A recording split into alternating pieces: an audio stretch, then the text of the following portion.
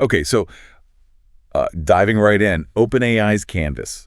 Everyone's buzzing about it. It's like, is this the thing, right? Is this the ChatGPT update? But we're going deeper here. We've got their announcement, but also someone's actually used it, got a review. So beyond the hype, how does this actually change how you work, with AI, specifically writing in code? That seems to be the biggie. Yeah, it's not just an update, I'd say. It's more like OpenAI's making a move toward how we interact with AI, fundamentally shifting. Okay, so not just ChatGPT with a new coat of paint. Right. Less chatbot, more like, imagine you're working on something, anything, and the AI's right there in it.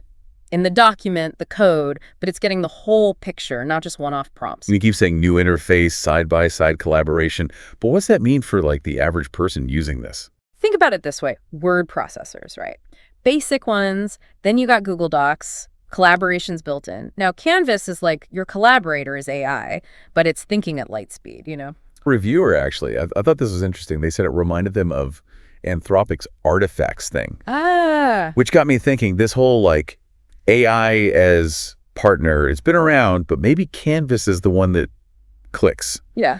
First smartphones, clunky, then boom. Yeah, sometimes tech needs that one, this design, that breakthrough to really catch on. And from what we've seen, Canvas is already pushing those boundaries, especially for writing. Okay, let's get into that, because the reviewer had this whole thing about writer's block. They were using it for everything, brainstorming, characters, even a whole intro draft. And ChatGPT wasn't starting over every time they changed something. Right. That's where Canvas gets really cool. It's not just content generation, which is cool, but it's iterative. You edit, refine, and the AI remembers those changes. So outlining, drafting, even getting to a first draft you actually like way faster. No more excuses for blowing deadlines, right? But it's not just writers, right? They also dabble in coding and geeking out hard.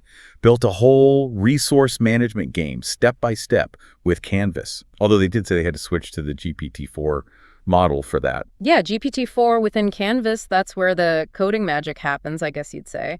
Live code updates, love that. And they said soon, potentially, you might even be able to run the code right there in the interface. And it wasn't just a basic game either. They went from that to adding villager breeding, quests, this whole trading system, all with Canvas as their, coding buddy? It's like having an AI pair programmer, pretty much, which, could be amazing or a little intimidating, I guess, depending. It's a lot. And that seems to be exactly what OpenAI is going for. True AI collaboration. Not just taking over tasks, but actually genuinely working with you. Okay. How'd they even do that? Yeah, because training an AI to collaborate, that's got to be complex. Their announcement went into some detail about GPT-4o, how it was trained specifically for Canvas.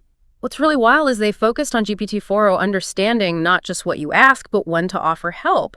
For writing, apparently, it's triggering the Canvas features correctly 83% of the time. So it's less like a rogue AI assistant and more actually helpful. Our reviewer even called Canvas an operating system, which I thought was... Yeah, it's a good way to put it, I think. It's not just a new app, it's how we use tech, maybe. And OpenAI even hinted that this is just the start.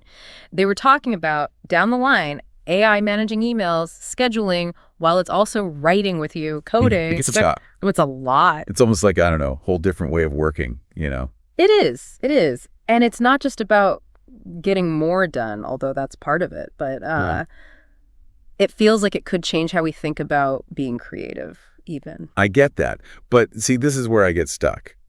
Because it sounds great, but switching to this whole new system, that's got to be, I don't know. A hurdle. Yeah. Learning curve, all of it. For sure. But, remember we were talking about those early smartphones, clunky at first, then suddenly second nature. And OpenAI seems to get that because Canvas is actually pretty intuitive, even if you're not some AI whiz.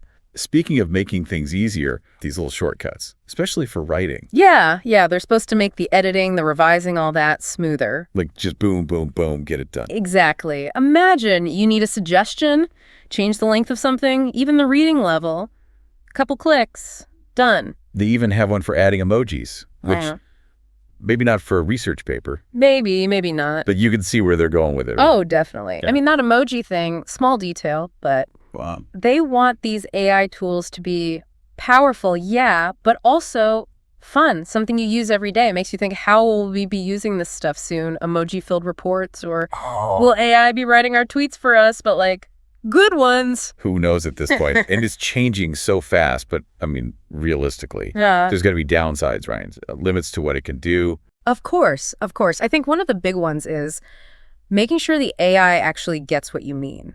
Consistently. They've made progress. We talked about GPT 4.0, but there's going to be miscommunications. Because you can't get on the same page with your AI. That could be a problem. And as this stuff gets more integrated into what we do every day, we got to remember, these are tools. We use them. They don't use us. Good point. Good point. Yeah. It's easy to get carried away. Though, reviewer, they definitely put Canvas through the ringer, see what it could handle. Yeah. What'd they try? Okay, so get this. They use it to research mushroom-controlled robots. Okay, that's specific. Right. But it's a good example because where do you even start with that? But Canvas, or I guess ChatGPT, it was able to pull info from all these places, cite it correctly, and then draft a whole article about it. So it's like a super researcher. Basically. Oh, and then it gets better. They had Canvas inject some humor into the article, including, and I quote, mushroom jokes. Well, who doesn't love a good, you know what, never mind. But it does show that Canvas isn't just about spitting out content. It's about working with it, making it better, funnier, whatever you need. So we've gone from brainstorming to like actual mushroom-controlled robots, and Canvas is keeping up. Makes you wonder, what are the limits? It's hard to say, honestly. OpenAI was definitely hinting that there's more coming, even more features, more power, all that. They mentioned AI handling emails, scheduling, while it's co-writing or coding with you, like an assistant professor, but for everything. That's one way to put it. But we're really talking about AI not as a tool, but a partner. Right. And that seems kind of out there, but Canvas is showing us what that could actually look like. Which goes back to that question from before. If Canvas can bridge that gap between what we think up and actually making it real, what's holding us back then? Is it just like our imagination? Could be. Or maybe how well we can explain what we want, that communication part. Or maybe something else entirely. Who knows? So AI is making us up our game, not just with what we do, but how we think. Absolutely. And I think that's pretty exciting when you get down to it. Yeah, no kidding.